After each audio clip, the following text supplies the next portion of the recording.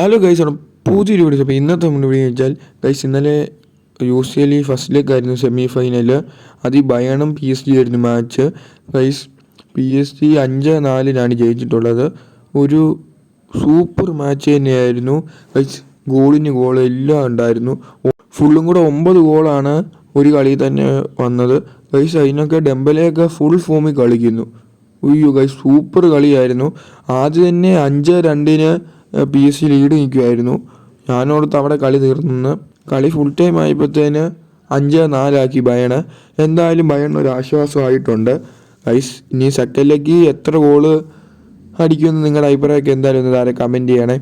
എന്തായാലും second leg പൊളിക്കും guys ഇതുപോലാണെങ്കിലും. ഇവർക്ക് ഡിഫൻസ് എന്ന് പറയുന്ന സാധനമില്ല, ഫുൾ അറ്റാക്കാണ്. PSG 5 ഗോൾ അടിച്ചിട്ടും പിന്നെ അറ്റാക്ക് ചെയ്യാൻ പോവുകയാണ്. എന്തായാലും ഇന്നത്തെ കളിയെക്കുറിച്ചുള്ള അഭിപ്രായം ഒന്ന് താഴെ കമൻറ്റ് ചെയ്യണേ ഗൈസ്. അതുപോലെ തന്നെ ഫസ്റ്റ് ലെഗ് ഇന്നും ഉണ്ടായിരുന്നു.